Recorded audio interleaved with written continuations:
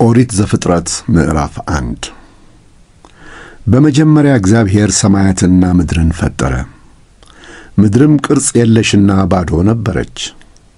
የምድርን ጥልቅ ስፍራ ሁሉ ጨለማ ውጦት ነበረ። የእግዚአብሔርም መንፈስ በውኆች ላይ ይረብብ ነበረ። ከዚያም እግዚአብሔር ብርሃን ይሁን አለ፣ ብርሃንም ሆነ። እግዚአብሔርም ብርሃን መልካም እንደሆነ አየ። ብርሃኑን ከጨለማ ለየ። እግዚአብሔርን ብርሃኑን ቀን ጨለማውን ሌሊት ብሎ ጠራው። መሸ ነጋም የመጀመሪያ ቀን። እግዚአብሔር ውሃን ከውሃ የሚለይ ጠፈር በውኆች መካከል ይሁን አለ። ስለዚህ እግዚአብሔር ጠፈርን አድርጎ ከጠፈሩ በላይና ከጠፈሩ በታች ያለውን ውሃ ለየ፣ እንዳለውም ሆነ። እግዚአብሔር ጠፈርን ሰማይ ብሎ ጠራው። መሸ ነጋም ሁለተኛ ቀን።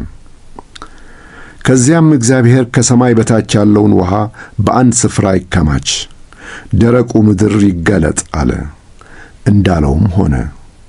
እግዚአብሔር ደረቁን ምድር የብስ፣ በአንድነት የተሰበሰበውንም ውሃ ባህር ብሎ ጠራው። እግዚአብሔር ይህ መልካም እንደሆነ አየ። እግዚአብሔር ምድር እጽዋትንም እንደየወገናቸው ዘር የሚሰጡ ተክሎችንና በምድር ላይ ዘር ያዘሉ ፍሬ የሚያፈሩ ዛፎችን እንደየወገናቸው ታብቅል አለ፣ እንዳለውም ሆነ። ምድር እጽዋትን እንደየወገናቸው ዘር የሚሰጡ ተክሎችንና በውስጣቸው ዘር ያለባቸው ፍሬ የሚያፈሩትን ዛፎች በየወገኑ አበቀለች። እግዚአብሔርም ይህ መልካም እንደሆነ አየ። መሸ ነጋም ሦስተኛ ቀን። ከዚያም እግዚአብሔር ቀኑን ከሌሊት እንዲለዩ የዓመት ወቅቶች ቀናትና ዓመታት የሚጀምሩበትን እንዲያመለክቱ ለምድር ብርሃን የሚሰጡ ልዩ ልዩ ብርሃናት በሰማይ ይሁኑ አለ፣ እንዳለውም ሆነ። እግዚአብሔር ለምድር ብርሃን ይሰጡ ዘንድ ሁለት ታላላቅ ብርሃናትን አደረገ። ታላቁ ብርሃን በቀን እንዲሰለጥን፣ ታናሹ ብርሃን በሌሊት እንዲሰለጥን አደረገ። እንዲሁም ከዋክብትን አደረገ ለምድር ብርሃን እንዲሰጡ። እነዚህም በሰማይ ጠፈር አኖራቸው።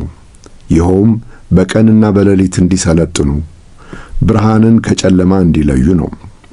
እግዚአብሔር ይህ መልካም እንደሆነ አየ።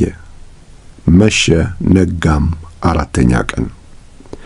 እግዚአብሔር ውኆች ሕይወት ባላቸው በሕያዋን ፍጡራን ይሞሉ፣ ወፎች ከምድር በላይ በሰማይ ጠፈር ይብረሩ አለ። በዚህ መሠረት እግዚአብሔር በባሕር ውስጥ የሚኖሩ ታላላቅ ፍጡራንን፣ በውሃ ውስጥ የሚርመሰመሱ ሕይወት ያላቸውን ነገሮች ሁሉ እንደየወገናቸው፣ እንዲሁም ክንፍ ያላቸውን ወፎች ሁሉ እንደየወገናቸው ፈጠረ።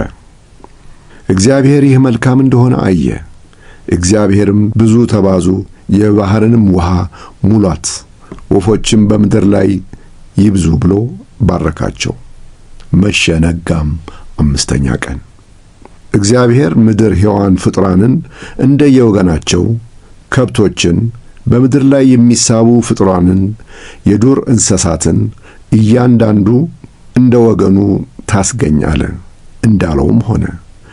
እግዚአብሔር የዱር እንስሳትን እንደየወገናቸው፣ ከብቶችን እንደየወገናቸው፣ እንደዚሁም በምድር ላይ የሚሳቡ ፍጡራንን እንደየወገናቸው አደረገ። እግዚአብሔርም ይህ መልካም እንደሆነ አየ። እግዚአብሔር ሰውን በመልካችን በአምሳላችን እንስራ፣ በባሕር ዓሦች፣ በሰማይ ወፎች፣ በከብቶች፣ በምድር ሁሉ ላይ እንደዚሁም በምድር በሚሳቡ ፍጡራን ሁሉ ላይ ሥልጣን ይኑረው አለ። ስለዚህ እግዚአብሔር ሰውን በራሱ መልክ ፈጠረው፣ በእግዚአብሔር መልክ ፈጠረው፣ ወንድና ሴት አድርጎ ፈጠራቸው። እግዚአብሔር ብዙ ተባዙ፣ ምድርንም ሙሏት፣ ግዟትም፣ የባሕርን ዓሦች፣ የሰማይ ወፎችን፣ እንደዚሁም በምድር ላይ የሚንቀሳቀሱትን ሕያዋን ፍጡራንን ሁሉ ግዟቸው ብሎ ባረካቸው። እግዚአብሔርም እንዲህ አለ፣ በምድር ላይ ያሉትን ዘር የሚሰጡ ተክሎችን ሁሉ፣ በፍሬያቸው ውስጥ ዘር ያለባቸውንም ዛፎች ሁሉ ምግብ ይሁንላችሁ ዘንድ ሰጥቻችኋለሁ። እንደዚህም ለምድር አራዊት ሁሉ ለሰማይ ወፎች ሁሉ በምድር ላይ ለሚንቀሳቀሱ ሕያዋን ፍጡራንን ሁሉ ማንኛውንም ለምለም ተክል ምግብ እንዲሆንላችሁ ሰጥቻለሁ እንዳለውም ሆነ። እግዚአብሔር ያደረገውን ሁሉ አየ፣ እነሆም እጅግ መልካም ነበረ። መሸ፣ ነጋም፣ 6ኛ ቀን።